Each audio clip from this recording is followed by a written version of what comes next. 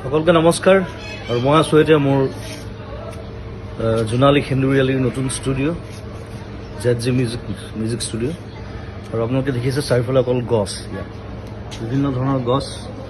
মই ষ্টুডিঅ'টো বনোৱাৰ আগতে গছবিলাক লগাই লৈছোঁ আৰু এই গোটেই বছৰটো আমি ঘৰৰ ফল মূল খাইছোঁ, চব্জি খাইছোঁ ষ্টুডিঅ'ৰ, আৰু এটা সম্পূৰ্ণ গ্ৰীণ পৰিৱেশ। ঘৰটো মই গ্ৰীণ ৰাখিছোঁ সেইকাৰণে যিমান পাৰি ষ্টুডিঅ'টো। আৰু সম্প্ৰতি এটা হুলস্থুল এটা চলি আছে গছ কটাক লৈ। বিভিন্ন জেগাত দেখিছোঁ ডাঙৰ ডাঙৰ গছ কাটি দিবলগীয়া হৈছে, ৰাস্তা বনিছে, তাত কিবা বেলেগ বস্তু বনিছে। গতিকে আৰু চৰকাৰে কৈছে যে আমি গছ কাটিছোঁ যদিও আমি বিভিন্ন ঠাইত গছ ৰুইছোঁ তাক বেলেঞ্চ কৰিবৰ কাৰণে।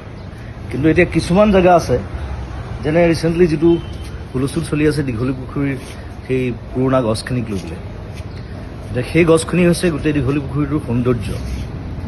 এতিয়া সেইখিনি গছ কাটি যদি বেলেগ জেগাত গছ ৰুৱেও সেই দীঘলী পুখুৰীৰ সৌন্দৰ্যটো ঘূৰি আহিবনে, সেইটো এটা ডাঙৰ প্ৰশ্ন। ৰিচেণ্টলি দেখিলোঁ আগৰতলাত পুৰণা গছ নাকাটিবৰ কাৰণে ফ্লাইঅভাৰৰ পেটাৰ্ণ সলনি কৰা হৈছে। গতিকে সেইটো বস্তু আমাৰ ইয়াতো সম্ভৱ মই ভাবোঁ। গতিকে মই চৰকাৰক আবেদন জনাইছোঁ যে যদি কিবা অপশ্যন আছে তেওঁলোকে সেই অপশ্যন গ্ৰহণ কৰক, যাতে সেই গছকেইজোপা দীঘলী পুখুৰী আমি বচাব পাৰোঁ।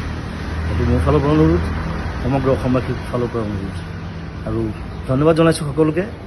আৰু এই যিটো আমাৰ বিপ্লৱ চলিছে গছ সংৰক্ষণ, গছ বচোৱাৰ, তাত সকলোৱে সহযোগ কৰক। ধন্যবাদ, থেংক ইউ, বাই বাই।